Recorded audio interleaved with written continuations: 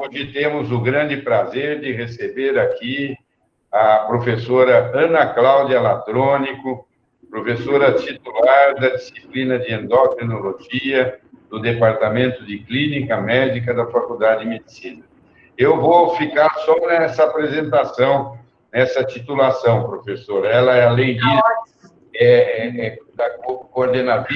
vice-coordenadora da comissão de pesquisa da faculdade, tem uma série de titulações, teve um trabalho no ano passado mais citado na endocrinologia. Então, a professora Ana Cláudia tem inúmeras qualificações, mas eu acho que a mais importante, ela é uma grande pesquisadora na área onde ela vai discorrer hoje, na qual ela irá discorrer hoje, na puberdade precoce, e com pesquisas importantes que contribuem para a evolução dos conhecimentos nessa área. É um prazer grande, em meu nome, em nome do professor de toda a disciplina de ginecologia, de tê-la aqui conosco, Ana Cláudia. A palavra é sua, por favor. Muito obrigada, Baracá, Nilson e todos os amigos da endocrinologia. Estou me sentindo muito feliz de estar entre vocês, né? Eu conheço muitos e tenho muito carinho, e é um prazer poder apresentar alguns dados do grupo da endocrinologia que realmente orgulham a instituição no sentido de serem dados que foram confirmados e consistentes com os achados, vamos dizer assim, mais robustos em relação à causa da puberdade precoce, as etiologias de origem genética. Então, eu vou iniciar a minha apresentação. Um momentinho aqui.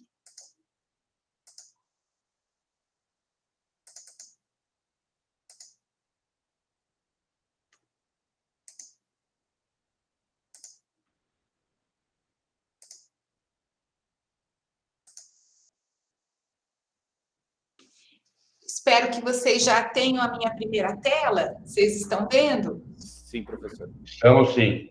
Então, mais uma vez, Baracá, Nilson, muito obrigada pelo convite. O tema de hoje é determinismo da puberdade, em particular a puberdade precoce. Eu não tenho nenhum conflito relacionado ao conteúdo desta aula, e eu começo dizendo que a puberdade, na verdade, é um processo biológico complexo e bastante estressante para os adolescentes e seus pais, porque ela representa uma mudança significativa de aspectos físicos e aspectos psicossociais. É na puberdade que aparecem os caracteres sexuais secundários, o segundo estirão do crescimento, e também o início da fertilidade, da aquisição da fertilidade. A puberdade, ela pode acontecer numa faixa bastante ampla etária, em meninos e meninas. No sexo feminino, a faixa etária normal de início da puberdade pode variar de 8 até 13 anos, e dos meninos de 9 a 14 anos.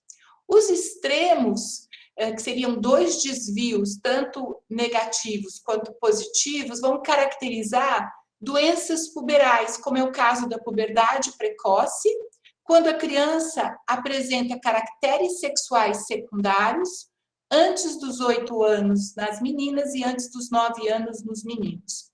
E, no caso do atraso puberal, é a falta do desenvolvimento puberal nas meninas a partir dos 13 anos e nos meninos aos 14 anos. Aqui no atraso puberal, nós podemos ter tanto o atraso constitucional do crescimento e da puberdade, quanto as diferentes formas de hipogonadismo. Hoje o tema será a puberdade precoce. Para falar da puberdade precoce e dos distúrbios puberais, é muito importante entender a regulação da secreção do hormônio liberador das gonadotrofinas de origem hipotalâmica. Então, muitos de nós aprendemos, né, a importância do hipotálamo, dos neurônios secretores de GNRH, na ativação da hipófise anterior e liberação das gonadotrofinas, LH e FSH, com ação direta nas gônadas. E os esteroides sexuais exercendo um papel de retroalimentação negativo. Mas como vocês estão vendo nessa figura, houve, sim, nas últimas 2 décadas, uma modificação significativa no controle do eixo reprodutivo, envolvendo fatores estimulatórios e novos fatores inibitórios. Entre os fatores estimulatórios está a quispeptina. A quispeptina tem seu receptor, o Kis1R, nos neurônios de GNRH e é considerado um potente estimulador da secreção de GNRH. Além da quispeptina, a leptina, um peptídeo produzido principalmente pelo adipócito, pode também exercer um mecanismo positivo, de feedback positivo sobre a secreção de GNRH e, de alguma forma, sinalizar a quantidade de gordura periférica para que o hipotálamo permita a secreção de GNRH no momento certo em que a composição corporal está adequada para o início da puberdade. E também temos os fatores inibitórios, nós vamos conversar principalmente sobre um que é o MKRN3. Então, nós temos fatores estimulatórios, inibitórios, periféricos e centrais, hoje no controle da secreção de GNRH. A puberdade precoce, ela acontece mimetizando muito a puberdade fisiológica, porque ela se dá por ativação do eixo hipotálamo-hipófise gonadal. Uma ativação que se caracteriza pela maior secreção de GNRH numa idade inapropriada. A puberdade é uma doença relativamente frequente e sua prevalência e incidência tem aumentado, segundo alguns trabalhos epidemiológicos longitudinais publicados tanto na Dinamarca, na Coreia e na Espanha. Então, com base em dados de seguro-saúde, acesso a medicamentos na Coreia e também na Dinamarca, nós observamos um aumento da incidência e prevalência da puberdade em torno de 5 a 7 vezes nos últimos 20 anos. E ela é, portanto, uma doença que tem sido cada vez mais discutida e o nosso objetivo é entender melhor as suas causas. No ano de 2020, com a pandemia, também nós tivemos alguns trabalhos mostrando que crianças que foram submetidas ao lockdown na Itália tiveram uma maior prevalência e incidência de puberdade precoce. E múltiplos fatores foram potencialmente envolvidos nesse trabalho, como o ganho de peso, o uso frequente de eletrônicos e o estresse da própria doença. Esses trabalhos, na verdade, são trabalhos, às vezes, com um número muito pequeno ainda de casos e precisam ser confirmados. A puberdade, do ponto de vista clínico, se dá pelo aparecimento dos caracteres sexuais secundários, principalmente mama no sexo feminino, que é a telarca, e o aumento do volume testicular nos meninos. Há uma rápida progressão em relação aos estágios puberais. O estágio 2 significa o início do processo puberal. E, em geral, num período de 3 a 6 meses, ocorre a progressão de um estágio para o outro. Além disso, há um incremento da velocidade de crescimento, superior a 6 centímetros por ano, associado a um avanço de idade óssea, em geral, maior do que 1 ano em relação à idade cronológica. Através da utilização de tabelas, nós podemos fazer uma previsão da altura final, utilizando a estatura da criança e a idade óssea, e percebemos no início, no diagnóstico, uma perda de estatura, que é característico da puberdade precoce, a perda da altura com base na idade óssea. Além disso, os níveis de do hormônio LH, tanto em condições basais quanto em condições após o estímulo, devem estar em valores intrapuberais, que em geral é maior que 0,2 unidades no valor basal e maior que 5 unidades após estímulo. Estradiol pode estar normal ou elevado em meninas com puberdade precoce central, testosterona elevada, e o ultrassom é um exame que também contribui mostrando um aumento do volume uterino e do volume ovariano. Então, é um exame complementar.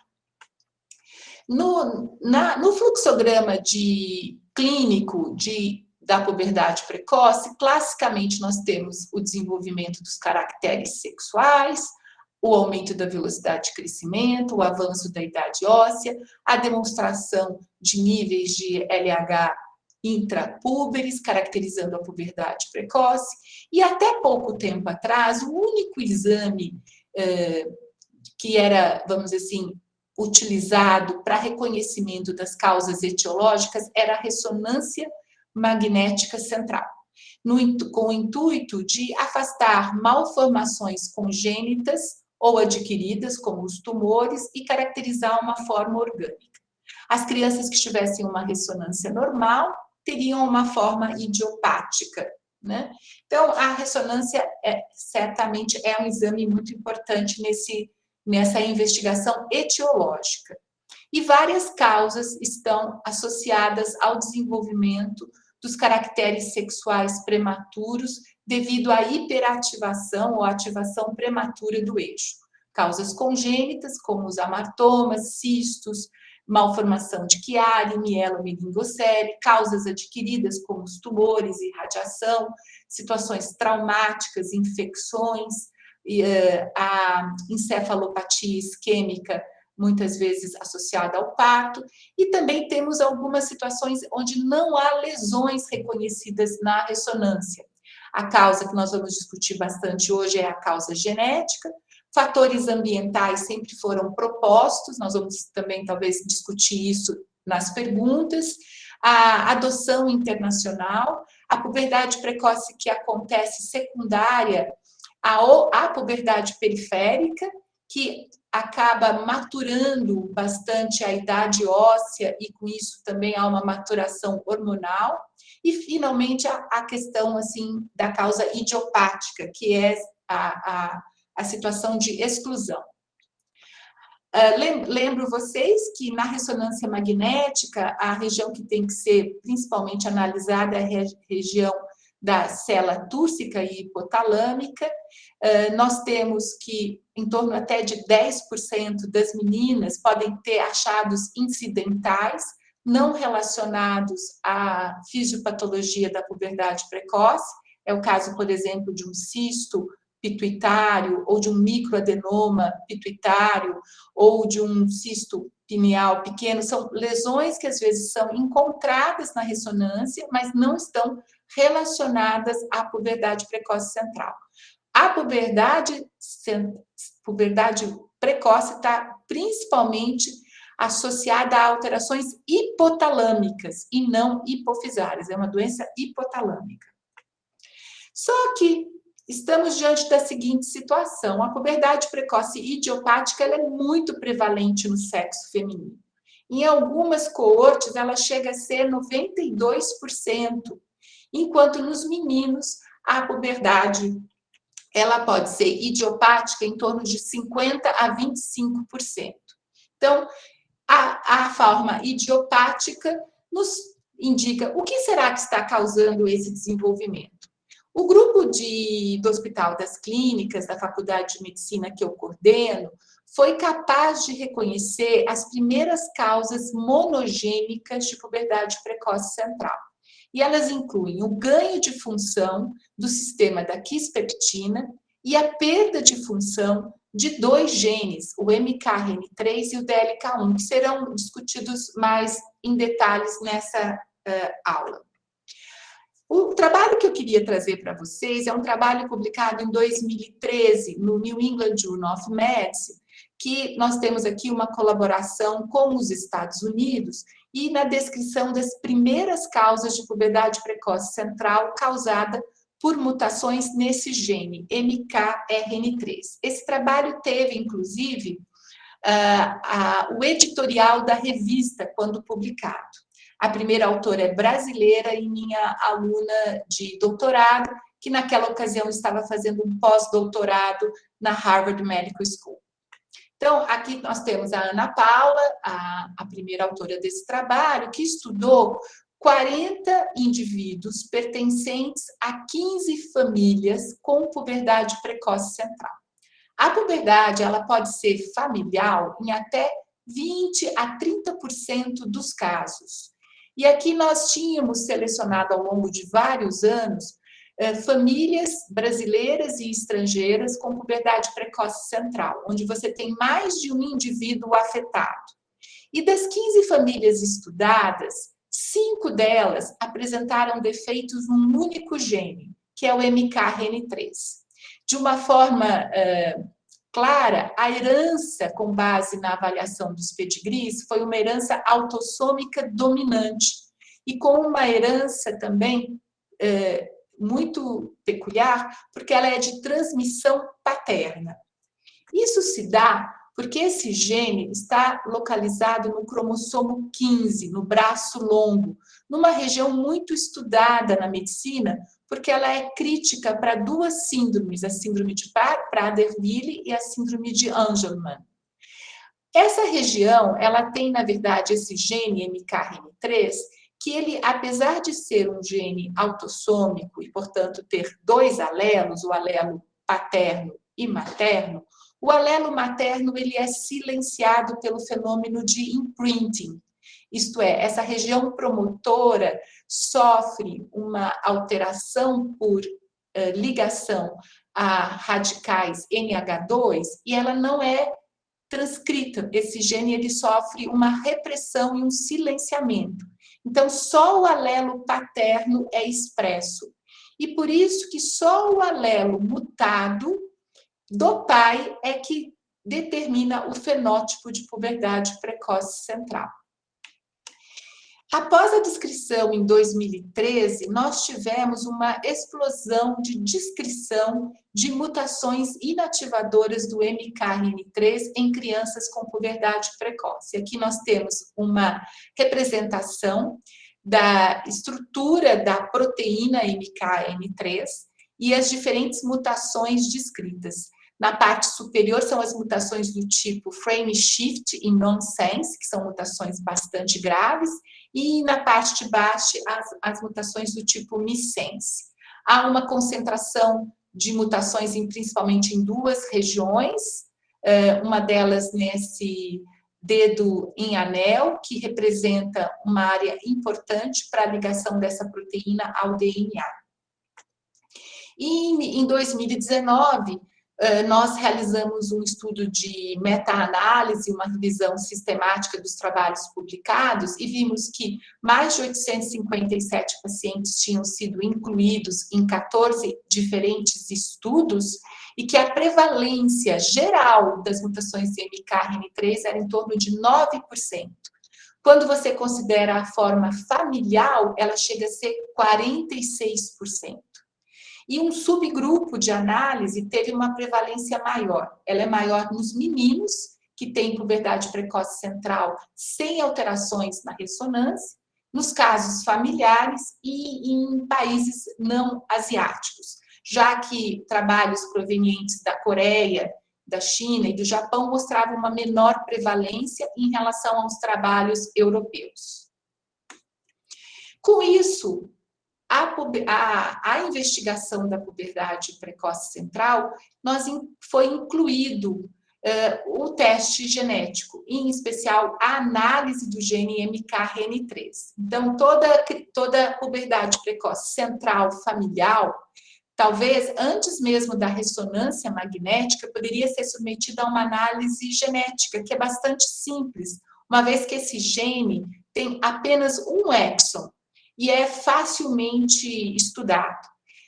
Em crianças que também não tenham alterações na ressonância, que estão sem lesão, o teste também seria indicado. Então, eu fui autora dessa publicação no Lancet, mostrando que a genética deveria estar dentro do fluxograma de investigação da puberdade precoce central em termos da sua etiologia. Depois desses estudos, o grupo de São Paulo se tornou um grupo de referência para o estudo genético da puberdade precoce central, familiar e esporádica. E aqui a gente vê a distribuição geográfica dos pacientes com mutação no MKRN3 estudados pelo grupo de São Paulo. Então, nós temos mais de 40 casos brasileiros, vários casos americanos, da América do Sul e da Europa. E por isso, aqui nós temos a descrição das mutações encontradas nesses pacientes, né? Nós estudamos mais de 700 casos, identificamos 71 pacientes com puberdade precoce central com mutação no MKRN3, e aqui estão as 18 mutações identificadas pelo nosso grupo. No ano passado, nós publicamos no Journal Clinical Endocrinology, que é um trabalho que também está sendo bastante citado, está entre os 10 melhores trabalhos do ano passado, com maior número de citações.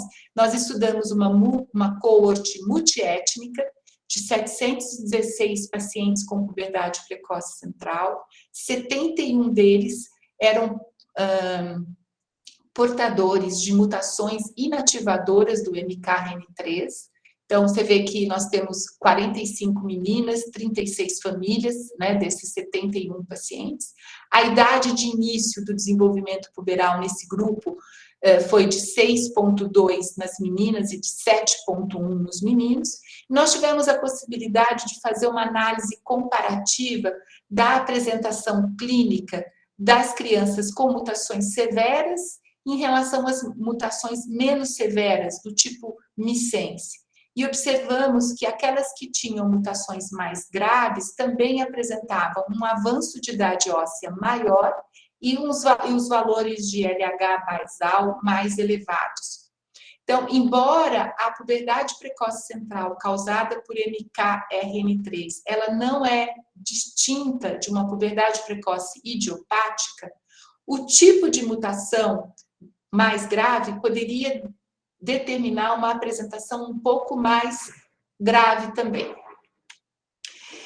O que faz o MKRN3? Então, nossos estudos ainda em 2003 mostravam que em camundongos, na região hipotalâmica, de uma forma específica no núcleo arqueado, o MKRN3 estava aumentado sua expressão de RNA na fase pré-púbere e caía de forma significativa na entrada da puberdade, em fêmeas e em machos, sugerindo que ele teria um papel inibitório sobre o eixo reprodutivo.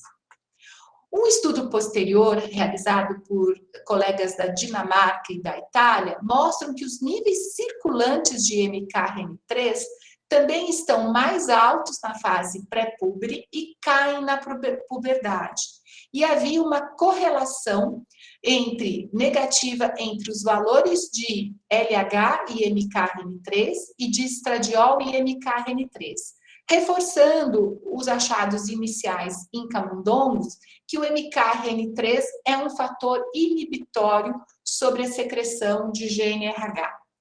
E no ano passado, o grupo americano de Ursula Kaiser, como primeira autora Ana Paula Abreu, que agora já é uma assistente do Hospital Brigham Women Hospital, mostrou que o MKRN3 está expresso em neurônios de quispeptina, e essa expressão determina também que ele tem uma ação como um repressor da atividade transcricional dos dois principais estimuladores da secreção de GNRH, o gene KIS e o gene TAC-R3, que tem a ver com a neurocininina. Então, há uma ação repressora do MKRN3 sobre os fatores estimulantes da secreção de GNRH. Então, quando você perde a inibição, você favorece a secreção de GNRH. Além disso, o MKRN3 tem também uma atividade ubiquitinase, isto é, relacionada à degradação proteica. E essa atividade é reduzida pelas mutações que afetam um determinado domínio de ligação e uma parte conservada da proteína. O ano passado, um grupo chinês mostrou que o animal que apresenta deficiência de MKRN3, que tem um nocaute, também tem puberdade precoce, como pode ser visto aqui pela separação pré-pulcial nos animais que são deficientes em relação ao alelo paterno, e também a abertura vaginal nos camundongos também tem uma abertura mais precoce. Há também um nível mais alto de RNA mensageiro do gene GNRH em pacientes deficientes de MKRN3, assim como o conteúdo proteico do GNRH está aumentado nos deficientes com MKRN3. Então, todos esses estudos reforçam, confirmam a importância desse fator como um repressor da secreção de GNRH. Nós fizemos também uma análise como as crianças com MKRN3 evoluem a longo prazo. E o que se viu, aqui nós temos dois quadros comparando pacientes com MKRN3 e pacientes com puberdade precoce idiopática, que no diagnóstico, os dois grupos têm uma prevalência aumentada de obesidade e sobrepeso. 47,3% no grupo MKRN3 e 50% no grupo idiopático. Além disso, as questões na altura final não divergem, elas são semelhantes, tá? Então, a resposta aos análogos de GNRH, no nosso meio nós estamos usando a leuprorelina, não difere em crianças com a forma genética de puberdade precoce central.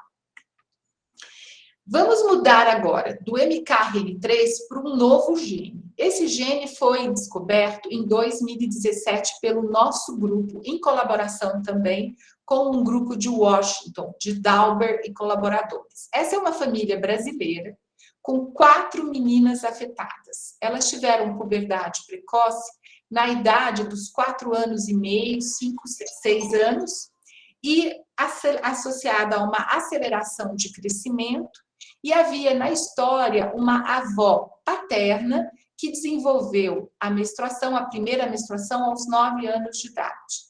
Como vocês podem ver, os pais aparentemente eram carreadores de defeitos assintomáticos e nós pensávamos que eles poderiam também corresponder a uma mutação do MKRN3. Só que o extenso estudo dessa família para o MKRN3 foi negativo. Então, nós usamos uma nova abordagem, que foi análise de ligação e sequenciamento genômico, não mais exômico. Nós estudamos o genoma inteiro e descobrimos um defeito bastante raro no cromossomo 14, afetando um gene chamado DLK1, que quer dizer Delta-like Homologue 1. Nesse defeito, nós tínhamos uma deleção extensa de 14 quilobases, associado a uma inserção de 269 nessa região, considerada região 3' UTR, Untranslated Region, do DLK1.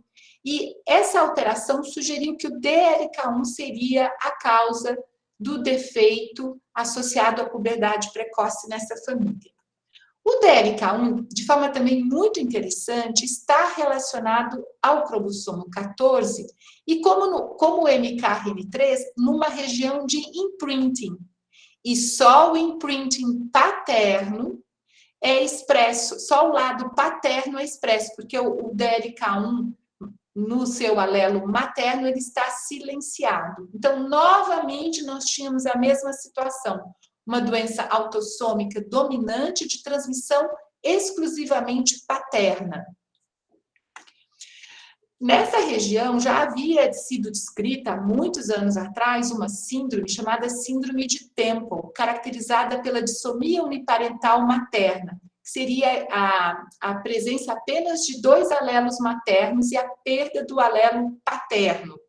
E com isso você teria um silenciamento de vários genes, não só do DLK1, mas também do RTLA e dos RNAs não codificadores. Nessa síndrome, você tem várias alterações, incluindo uma falência de crescimento pré-natal e pós-natal, as crianças em geral são PIGs, obesidade, mãos pequenas, macrocefalia e alterações neurológicas. E chama atenção que crianças com síndrome de Temple, em 90% dos casos, têm puberdade precoce central. Quando nós fizemos a análise das características clínicas da síndrome de Temple em relação à família brasileira, que aparentemente não tinha um quadro sindrômico, a gente viu que havia só a puberdade precoce como um achado comum e o sobrepeso e a obesidade. Os outros defeitos não estavam presentes, o que sugeria que o DLK1 seria a causa da puberdade precoce central, tanto na síndrome de Temple, quanto na puberdade de uma forma não sindrômica. Então, aqui nós temos a família brasileira, sem alterações em membros, sem pés e mãos pequenas, com uma aparência normal, em relação aos parentes com síndrome de Temple. Então, a partir daí, nós relacionamos que defeitos nesse novo gene estariam associados à puberdade precoce central, forma sindrômica e não sindrômica.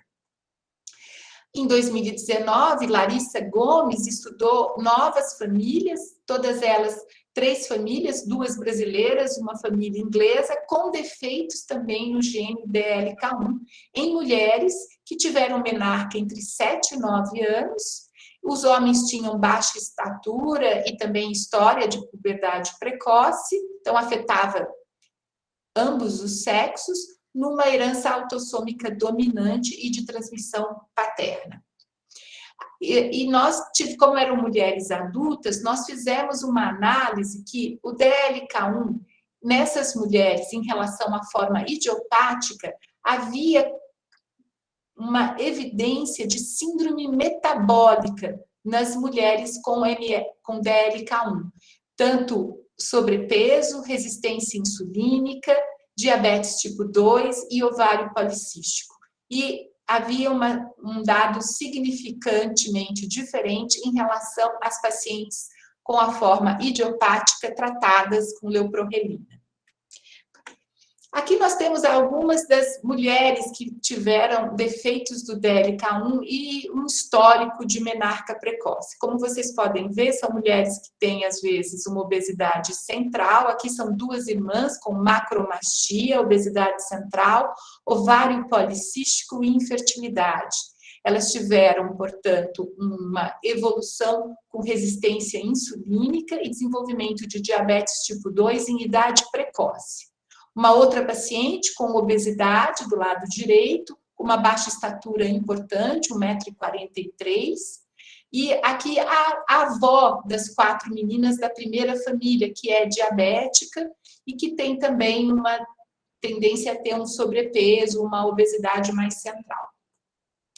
Novos defeitos foram vistos, como eu mostrei para vocês, e mais recentemente, famílias espanholas, também com defeitos do DLK1, um raro defeito envolvendo o gene DLK1.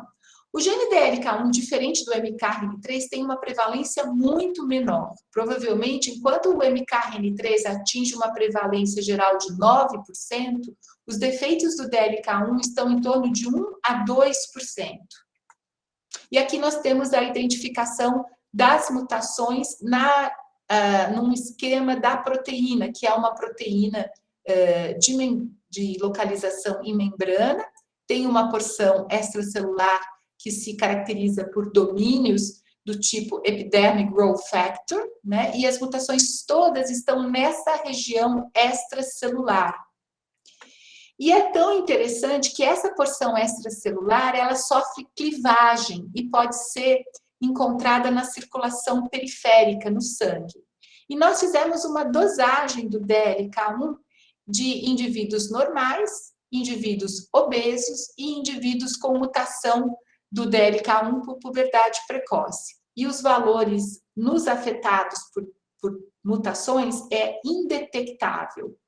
Então, nós conseguimos aí um estudo muito interessante, que é uma ferramenta bioquímica simples para detectar defeitos raros do gene DLK1, tá? Então, como vocês estão vendo aqui, é a população controle e de obesos em relação aos pacientes com defeitos do DLK1. São poucos ainda, mas certamente é uma ferramenta útil no screening, no rastreio. Em animais, o DLK1 se comporta diferente do MKRN3. Já existem 2 estudos mostrando que o DLK1 até aumenta na fase puberal, que também está presente em neurônios de quispeptina. Nós já sabemos há muitos anos que o DLK1 pertence a uma via muito importante de sinalização, chamada via NOT, que é uma via de sinalização intracelular conservada, que controla a determinação, a diferenciação e a proliferação celular.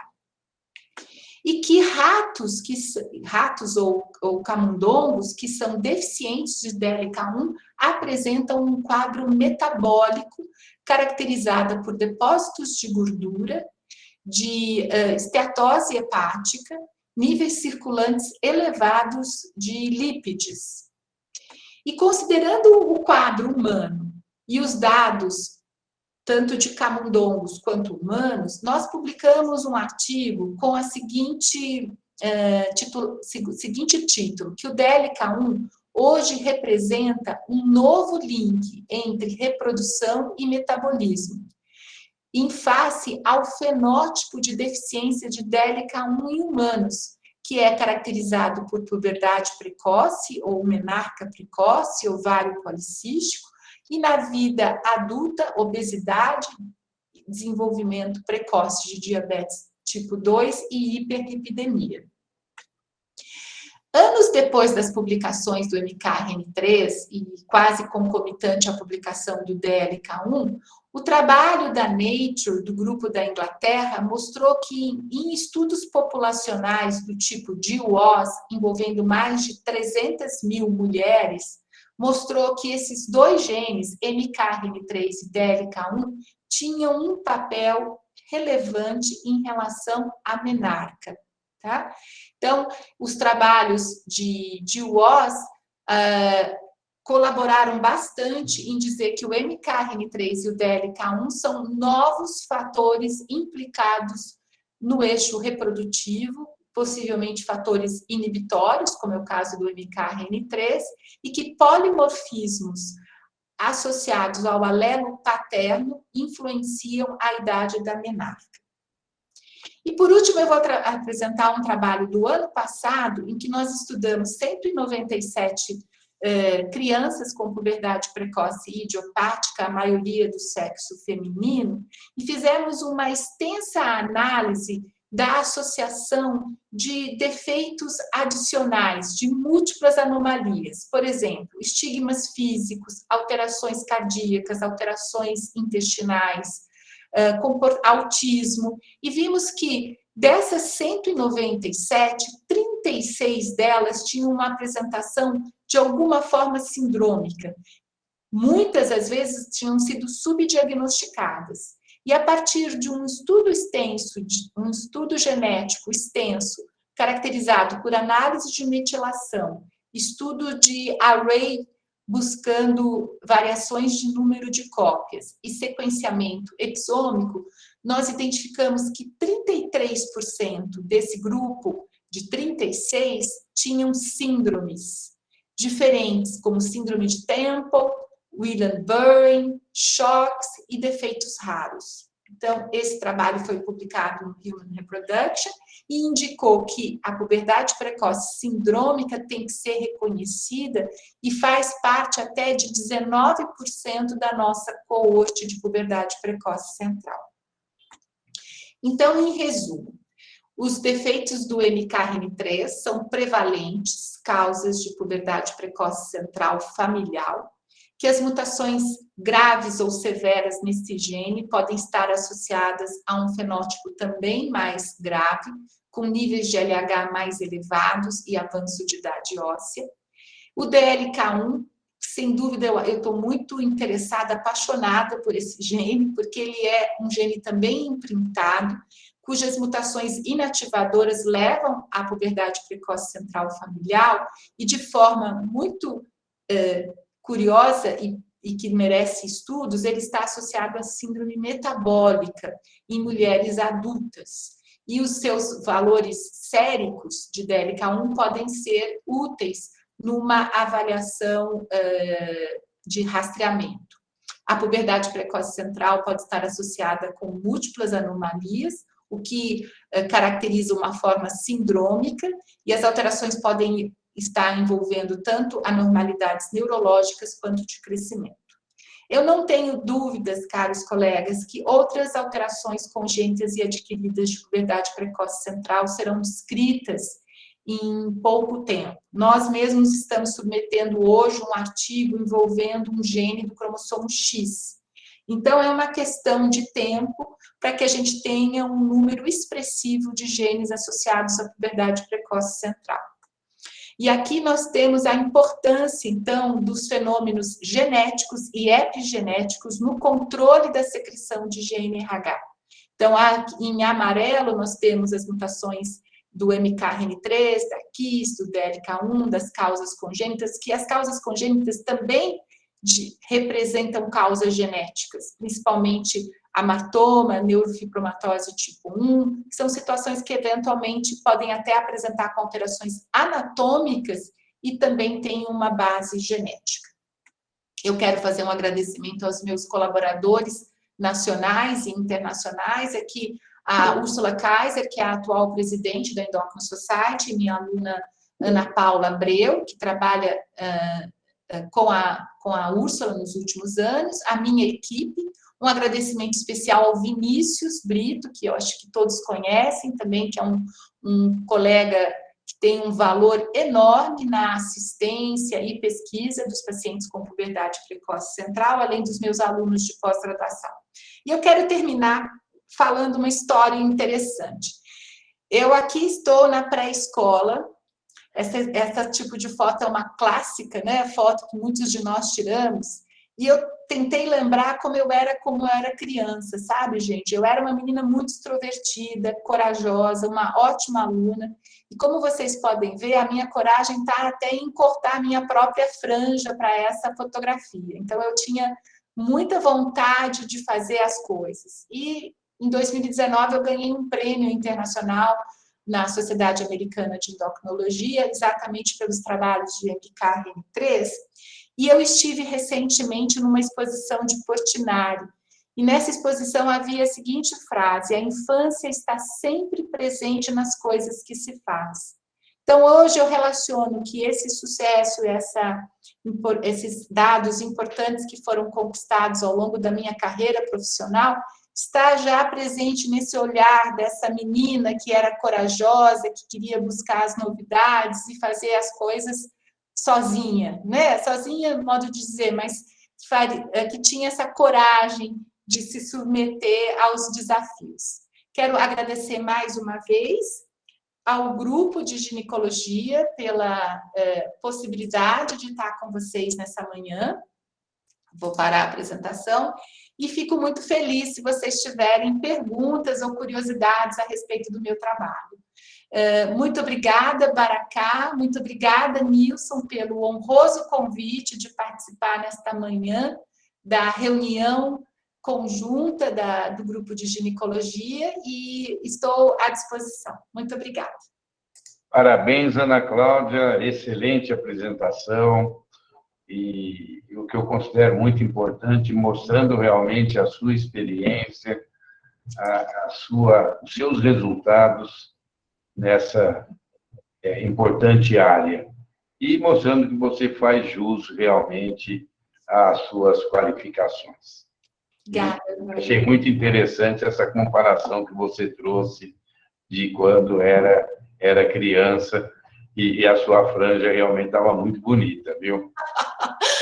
Meia mal cortada, assim, vamos dizer. Cá, eu perguntei para minha mãe está com 84 anos, né? Quando eu fiz essa imagem, falei, mamãe, o que você lembra de mim quando eu era pequena? Ela falou, você contava piada muito bem. E você sabe que eu não sei contar piada, Maracá? De vez eu ter desenvolvido isso, que eu contava muito bem piada, que eu reunia na praia, às vezes, quando, assim, naquele momento de verão, fazia já stand-up, sem saber que era stand-up, que eu gostava. Mas você vê que a gente quer ser professor já era um indício que eu queria ser professor, estar no meio de vocês. E uma grande professora, parabéns, viu? Olha, tem uma série de inscrições já para lhe fazerem perguntas. Começar, então, com a Giovana, que fez a pós-graduação toda dela na área de ovário policístico, e é a única menina que se inscreveu. Então, vou colocá-la em primeiro, independente da ordem da inscrição. Por favor. Então, muito obrigada, Ana Cláudia, por compartilhar os conhecimentos com a gente. Nossa, é uma honra, eu acho, para a ciência brasileira ter uma pesquisa de tão alto impacto nessa área de puberdade. E eu tenho duas perguntas. A primeira pergunta é, eu vi que, pelo que eu entendi, foi dosado o DLK1 sérico nas pacientes com puberdade precoce e tem ali umas 3 pacientes, né, que vocês encontraram alguma coisa. Eu queria inverter a pergunta. Como o DLK1 ele está relacionado com a questão da SOP, eu queria saber se existe algum estudo que tenha prevalência de alterações desse DLK1 nas pacientes com SOP, dosando as pacientes com SOP. E a minha segunda pergunta está relacionada com os armatomas. Eu queria saber se existe algum estudo que tem, por exemplo, assim, como é um foco ectópico de GNRH, eu queria saber se tem algum estudo a longo prazo que está relacionado com o futuro reprodutivo dessas mulheres, se isso interfere na parte reprodutiva. Tá, muito obrigada, Giovana, pelas suas perguntas. Em relação aos valores séricos circulantes de DLK1, nós só fizemos em meninas com puberdade precoce central mutantes para o DLK1 e comparamos com um grupo controle. É nossa intenção expandir esse estudo para todas as meninas com puberdade precoce central, com e sem mutações, tá? E nós temos um grupo também de ovário policístico que poderia ser um alvo de análise. Não há na literatura nada nesse sentido. O único estudo é em crianças obesas. Tem estudos de níveis circulantes de DLK1 na obesidade. Então, se você estiver interessada, certamente é uma linha que pode ser perseguida, tá? Então, o DLK1 ser estudado em mulheres com ovário policístico. Acredito, assim, quando a gente vê o outcome de pacientes com puberdade precoce central, se eles vão para ovário policístico, existem coortes que dizem que não há uma relação direta, e outros que há em torno de 20% das meninas com puberdade precoce central que evoluem para ovário policístico. Eu faço parte do grupo que acredito que um subgrupo, que talvez venha até ser o DLK1, tem uma relação maior com o desenvolvimento de ovário policístico e síndrome metabólica, tá? Então, talvez aí já entre um pouco dessa ideia que a gente está fazendo da puberdade precoce central, subgrupos. Defeitos do DLK1 vão para ovário policístico, síndrome metabólica. Defeitos do MKRN3, possivelmente não. Tá? Então, com certeza, vale a pena esse estudo que você pensou, de DLK1 e ovário policístico. Em relação ao amartoma hipotalâmico, nós temos dados, sim, de longo prazo de pacientes com amartoma, e a avaliação reprodutiva é normal. Obrigada. Muito bom. Professor José Maria. Professora Ana Cláudia, a sua aula foi excelente, como sempre. Fico sempre muito agradecido pelas informações, os trabalhos, e também gostaria de dar os parabéns por todo o reconhecimento internacional da sua pesquisa, que é de ponta internacional. A minha dúvida, professora, eu queria que a senhora falasse um pouquinho mais. O pessoal muitos trabalhos estão colocando o sistema quispeptina, como a senhora já falou muito bem, já falou outras palestras, mas sua interação com a neuroquinina B e com a dimorfina. Esse sistema, o pessoal acha que seria um controle, e teria até uma relação com a melatonina. Eu queria saber se a senhora poderia me falar um pouquinho mais sobre esse sistema e a verdade. Eu não quis entrar muito nisso, Maria, porque eu me concentrei nos dados mais recentes do MKRN3 e do DLK1, que eu achei que seria mais importante, e eu sei que você mesmo estudou bastante a quispeptina, teve a oportunidade de avaliar a quispeptina na corte também da ginecologia. Então, o que a gente tem hoje em relação ao sistema da quispeptina é que nós temos duas populações de neurônios que secretam este neuropeptídeo. Uma população é no núcleo arqueado e a outra população é no núcleo periventricular. No núcleo arqueado, os neurônios que secretam quispeptina co-secretam neurocinina e dinorfina, sendo que a dinorfina é um inibidor da secreção de GNRH e a neurocinina e a quispeptina são estimuladores. E aí existe uma terminologia que chama-se KNDy neurons, KNDY neurons, tá? Então, essa combinação de fatores é importante para a regulação do GNRH. Já no núcleo periventricular, você tem neurônios de quispeptina que respondem positivamente ao estradiol, e que por isso que a quispeptina está sendo relacionada ao processo ovulatório. Tá? Então, se você achar interessante, a gente poderia fazer depois, até como pós-graduação, uma visão só sobre a quispeptina, porque são centenas de trabalhos sobre a quispeptina, né? É muito amplo, e que o papel estimulatório da quispeptina está solidificado, está totalmente definido.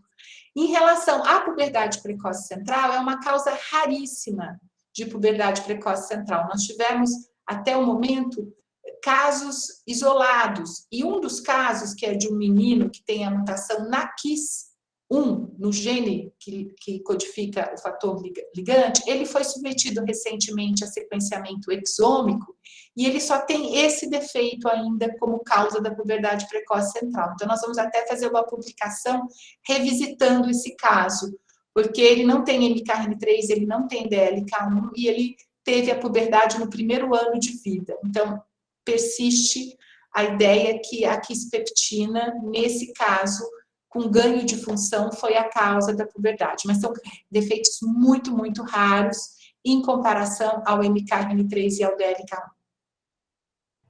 Muito professora, bom. Parabéns pela aula e muito obrigado. Professora. Obrigada, Zé. Muito obrigada. Professor Gustavo Maciel. Oi, Ana Cláudia, parabéns. Mais uma vez, sempre um prazer te ouvir. Sempre tem novidades. Realmente, um trabalho fantástico que você faz.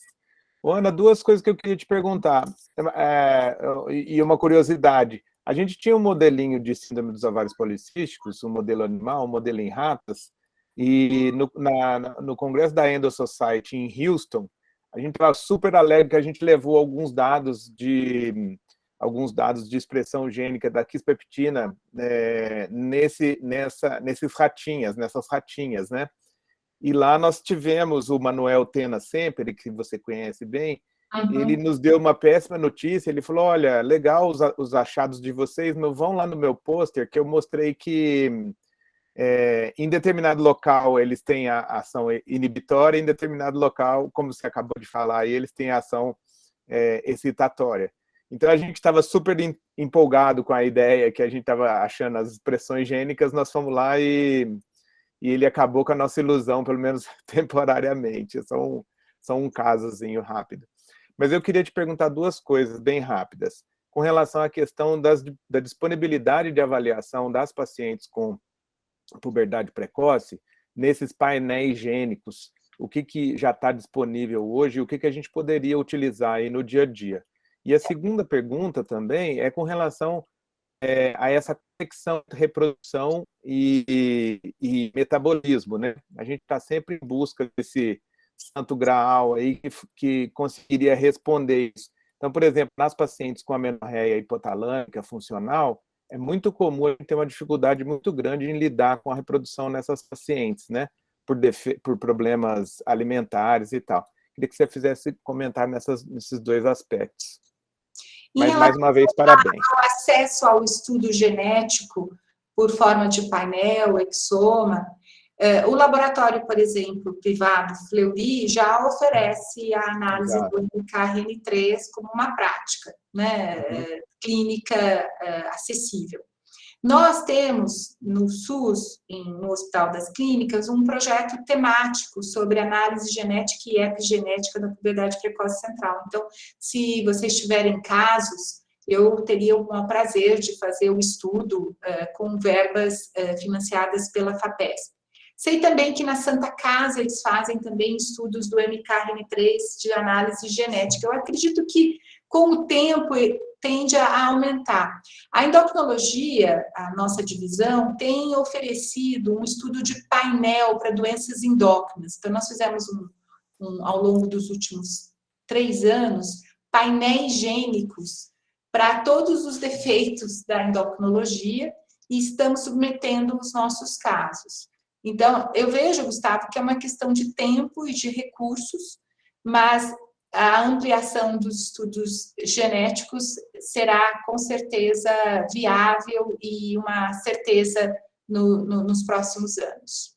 Em relação à amenorreia hipotalâmica, como proceder, existem estudos na Inglaterra utilizando quispeptina em hipogonadismo hipogonadotrófico, né, o uso de quispeptina já injetável, com o intuito de estimular. Eu vi um trabalho que você também deve ter visto sobre leptina em mulheres com anorexia e um resgate da função reprodutiva. E faz todo sentido, porque essas mulheres têm uma menor quantidade de gordura periférica, são extremamente com índices baixos de índices de massa corporal. Então, quando você dá leptina, elas aumentam LH, aumentam FSH e algumas ovulam. Com certeza, os fatores reconhecidos estimulatórios podem ser alvos terapêuticos do hipogonadismo hipogonadotrófico. Os fatores inibitórios, no futuro, serão alvos terapêuticos para o tratamento da precocidade sexual. Eu recebi agora um trabalho dizendo, mas o MKRN3 não mudou o tratamento da puberdade precoce. Falei, não mudou o tratamento, é verdade. Os análogos de GNRH persistem como a medicação de escolha para o tratamento, mas não quer dizer que no futuro não possa existir uma molécula MKRN3 atuando eventualmente num subgrupo de puberdade precoce central que tem defeitos, tá? Então, acho que é nesse sentido, a gente vai evoluindo também com as apresentações farmacológicas, e a quispeptina é um bom exemplo. Perfeito.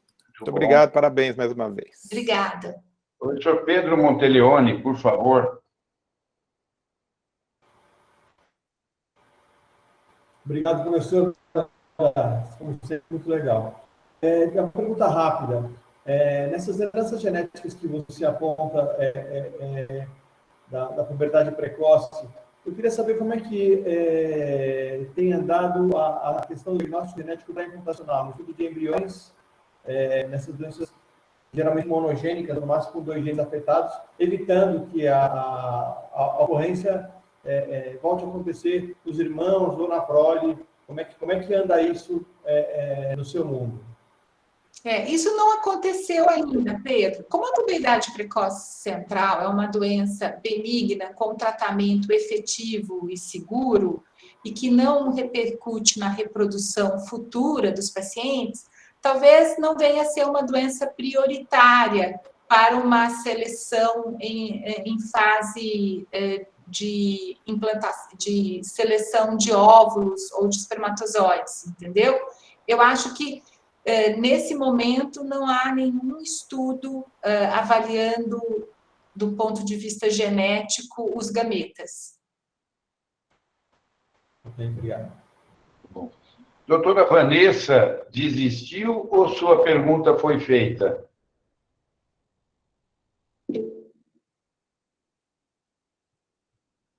O seu microfone está fechado, Vanessa. Desculpa, eu tinha desistido, eu vi muita pergunta. Não, pode fazer, por favor. Não, mas obrigada pela aula, professora, foi excelente. Mas a minha pergunta era sobre se existe uma idade corte para a gente entender essa gravidade da puberdade precoce, para pensar numa questão genética, num desses 2 genes, e também da baixa estatura, quão baixa a estatura, né, desses pacientes. E outra coisa, porque eu acho que vai um pouco de encontro com a pergunta que o professor Gustavo fez, desse outro extremo de pacientes que têm uma resistência reprodutiva maior com SOP.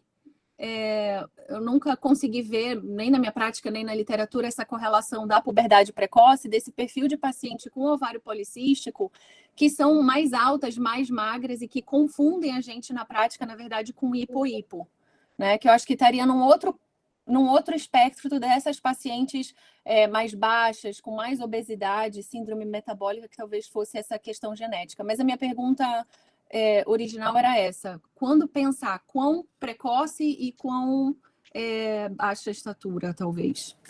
Obrigada, Vanessa, pela pergunta. A idade, Vanessa, ela é bastante impactante em algumas condições que levam à puberdade precoce central. Por exemplo, nos amartomas hipotalâmicos, o início da puberdade, em geral, é antes dos 4 anos de vida, e alguns pacientes já têm início puberal no 1º ano de vida, então é uma puberdade muito precoce. As causas orgânicas associadas a lesões anatômicas do sistema nervoso central, elas, em geral, têm uma puberdade precoce em idade mais nova, tá? Do que as formas idiopáticas. Em relação às formas genéticas descritas do MKRN3 e do DLK1, aparentemente não são situações de muita precocidade. Como você viu, no MKRN3, a idade média dos nossos 71 pacientes é 6,2 nas meninas e quase borderline nos meninos, 7, o que pode, de alguma forma, até favorecer um subdiagnóstico no sexo masculino. Em relação à baixa estatura, se você não trata uma criança com puberdade precoce, a perda de estatura pode atingir de 10 a 20 centímetros. Dados históricos de crianças não tratadas na década de 60 mostram que as meninas ficam abaixo de 1,50 m e os meninos abaixo de 1,60 m. Então, há uma perda bastante importante. E eu queria dizer para você que quando você está diante de um caso de puberdade precoce na infância, que a criança já é baixa, pensar em formas sindrômicas. Porque na fase da infância, a criança deveria ser alta pelo status puberal avançado. Se ela é baixa, ela pode ser uma síndrome de Choques, ela pode ser um temple, ela pode já ter uma apresentação sindrômica, e é isso que eu procuro chamar a atenção.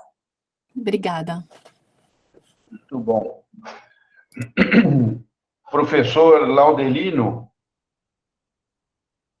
gostaria de fazer uso da palavra, professor Laudelino?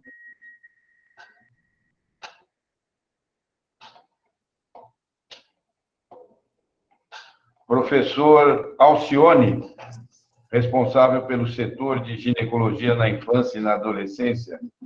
Por favor, professor Alcione. Pois não, obrigado, professor. É um prazer muito grande sempre ouvir a Ana Cláudia, apesar da gente ter uma convivência já há bastante tempo. Eu sempre admiro muito esse grupo e sempre que eu tenho a oportunidade eu cito que quem quiser se aprofundar, conhecer melhor de puberdade precoce, leiam todos os trabalhos do grupo. Eu tenho uma relação muito estreita com o Vinícius, a gente conversa muito, até brinca pelas nossas dúvidas, né, Ana? Principalmente quando nós temos a idade óssea avançada, não encontramos absolutamente nada, e eu pergunto para ele, o que fazer? Ele diz, quando você souber, me avise também. Então, esse grupo realmente é um orgulho para a gente, porque quando a gente faz um levantamento bibliográfico sobre puberdade precoce, os melhores trabalhos mais citados são exatamente desse grupo. E por isso eu agradeço muito a nossa convivência. Parabéns, Ana. Eu também quero te agradecer, Alcione, pelo trabalho conjunto, né? Quantas crianças você operou, né? Principalmente quadros de puberdade precoce periférica, de origem ovariana, né? Por autonomia ovariana. Muito obrigada. Tantos tumores, né? Que foram curados por você, José. Muito obrigada pelo trabalho contínuo, pelo apoio. e queremos continuar, tá? Quero deixar isso bastante claro, que os trabalhos colaborativos entre a ginecologia e a endocrinologia são cruciais para a assistência de qualidade do nosso grupo. Muito obrigado. Ana Cláudia, antes de passar para o professor Nilson, entrou uma pergunta agora sobre os fatores ambientais. Estava esperando essa pergunta. Quer comentar, por favor? Marcos, né? Marcos, estava esperando muito que essa pergunta viesse, porque assim, eu vou ser bem objetiva, porque também não quero pegar muito tempo de vocês. Durante a fase que não se conheciam os fatores genéticos, um número também muito grande de trabalhos tentando relacionar o desenvolvimento puberal precoce com os disruptores endócrinos. Tanto disruptores que têm ação estrogênica quanto ação antiandrogênica. Há uma meta-análise, Marcos, que saiu agora, esse mês, que tem mais de 800 trabalhos nessa linha de disruptores. Desses, eles pegaram só 50, que seriam os melhores trabalhos, que têm grupos controles. E eles concluem que os trabalhos são fracos, que os trabalhos, na verdade, não são trabalhos que são, vamos dizer assim, consistentes e coerentes, que os disruptores são causas de puberdade precoce. E aqui eu aproveito, às vezes, para os colegas que não estão trabalhando na área, que puberdade precoce não é causada por frango, ingestão de frango, não é causada por soja, porque são conversas que você traz, né, pelas próprias famílias, pela mídia, por alguns médicos que não estão habituados, em que há fatores relacionados à contaminação soja, não tem nada a ver, tá? Então, eu, reconhecendo as causas genéticas como causas crescentes em termos de importância, estou vendo que os fatores ambientais não são tão importantes. Não é que eles não tenham importância, mas eles não parecem ter a mesma importância que eles tiveram há 15, 20 anos atrás. O ano passado saiu um trabalho também do grupo da Johns Hopkins, estudando crianças de Boston, que foram avaliadas longitudinalmente em relação a mercúrio. Então, mãe e criança ao nascimento eram avaliadas em termos de mercúrio no cordão umbilical. E aí eles acompanharam essas crianças ao longo dos 15 anos e viram que elas tiveram mais risco de puberdade precoce quem tinha níveis mais altos de mercúrio. Esse tipo de trabalho é um trabalho que eu valorizo, porque é um trabalho longitudinal e que avalia os disruptores numa fase principalmente mais sensível, que é a fase intrauterina, tá? Então, eu acho que nós precisamos de trabalhos melhores para mostrar que fatores ambientais tenham uma relação com a puberdade precoce. Mas eu posso garantir que não tem nada a ver com soja, frango, e que trabalhos mais bem desenhados precisam ser direcionados. Professor Nilson Mello. Bem, Ana Cláudia, qualquer palavra, qualquer frase para você seria muito pouco. Eu acho que é um prazer enorme. Você tem uma trajetória incrível, né? Incrível. Por isso eu tinha duas perguntas a serem feitas, mas a primeira foi da Giovana, que me interessou bastante, que era a questão do ovário policístico, avaliação, que você já respondeu. E a segunda é a questão dos painéis, porque os painéis genéticos vêm mudando bastante, principalmente na área reprodutiva. Mas mais ou menos também você já respondeu. Eu acho que você tem uma trajetória incrível, né? Teve publicações já no New England antes disso, né? Você tem uma trajetória fantástica, né? Nenhuma palavra, nenhuma pergunta, acho que representaria o que eu penso. Eu me sinto engrandecido no dia de hoje de ter assistido a sua palestra. Nilson, muito obrigada. Você sabe que você é um querido. O Nilson nos ensina demais sobre a reposição hormonal e ele está sempre no intramuros, né, Nilson? Porque nós temos, na verdade, um grande interesse nessa questão da reposição hormonal no climatério e em condições assim especiais. E o Nilson é sempre muito bem-vindo, muito querido e sempre apreciado por todos os endocrinologistas. E eu queria falar uma frase que eu, assim, adoro, talvez seja uma das frases que eu mais gosto na minha vida, que é uma frase do Fernando Pessoa, para você, né? Ele tem uma frase que ele fala assim, que o valor das coisas não está no tempo que elas duram, mas sim na intensidade em que ocorram, além daquilo que você pode apreciar naquele momento, né? Por isso ele relata, por isso existem momentos que são inesquecíveis, como esse que nós tivemos agora na sua apresentação, coisas inexplicáveis e pessoas incomparáveis como você. Acho que isso é um orgulho. Esse é um orgulho para a nossa instituição. Quer dizer, são pessoas que estão e que fazem a diferença. Uma diferença muito grande que projeta o nome da nossa instituição, não só no nosso país, como no mundo, né? O Alcione colocou muito bem. O grupo ao qual você lidera é um orgulho, né? Ele abriu portas, abriu pontes, e uma outra coisa impressionante, né? O aspecto genético, às vezes o custo é maior, ainda você teve em relação à DLK1, talvez uma análise clínica, né? Mostrando um barateamento do custo, não só para o diagnóstico, mas para a perspectiva. Então, Baracá, desculpe sem ter conversado antes com você, mas eu acho que um outro aspecto que agora me deixa mais indagado é que talvez você pudesse depois colaborar com a gente numa questão de uma apresentação a respeito da puberdade tardia, né? Com certeza. Lembrando que todos esses aspectos, quer seja de metabolismo, obesidade, tem nítida correlação com aspectos reprodutivos, e talvez a tardia também você vai trazer muitas coisas muito interessantes para nós, né? Então, se o Baracá permitir, eu acho que ficaria feito o seu convite já no futuro. Nós já tínhamos combinado de ter uma aula sobre puberdade tardia. Então, já fica o convite que você fez, como organizador também, para o segundo semestre. Vamos dar um refresco para a professora Cláudia. E aí, no segundo semestre, puberdade tardia. Obrigada. Obrigada, Nilson, pelas palavras gentis. O carinho e a admiração são recíprocas.